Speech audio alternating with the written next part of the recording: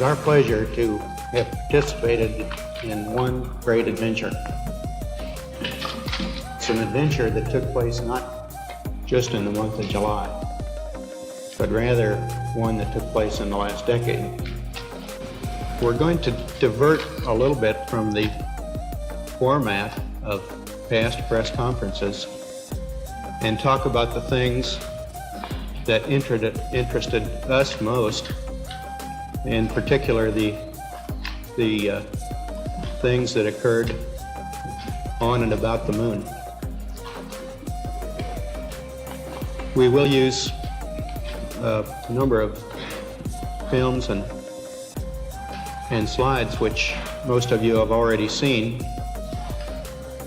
and with the intent of pointing out some of the things that we observed on the spot, which may not be obvious to those of you who are looking at them here from the surface of Earth. The flight, as you know, started promptly, and I think that was characteristic of all the events of the flight. The Saturn gave us one magnificent ride, both into Earth orbit and on a trajectory to the moon. I'm a liar, you're a liar. Don't look into my eyes. I'm a liar, you're a liar. We stand behind the lies. I'm a liar, you're a liar. Don't break into my soul. I'm a liar, you're a liar. My heart is like a stone. That would be an honor. Go ahead, Mr. President. This is Houston out. Hello, Neil and Buzz. I'm talking to you by telephone from the Oval Room at the White House. And this certainly has to be the most historic telephone call ever made from the White House. I just can't tell you how proud we all are of what you have done. For every American, this has to be the proudest day of our lives.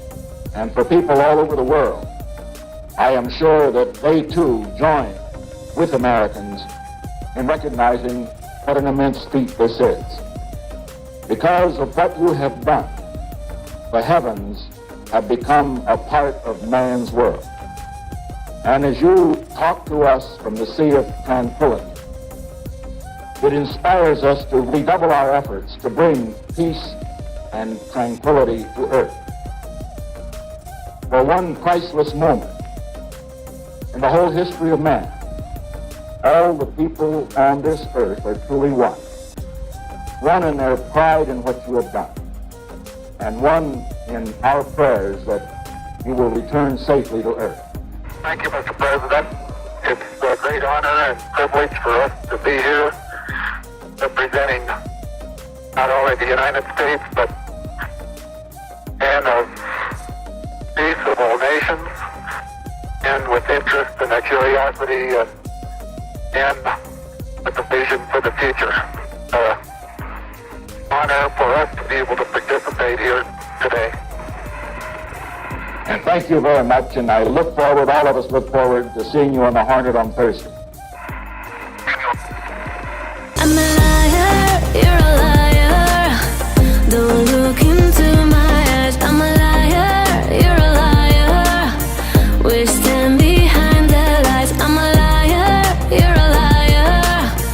Don't break into my soul. I'm a liar, you're a liar. My heart is like a stone.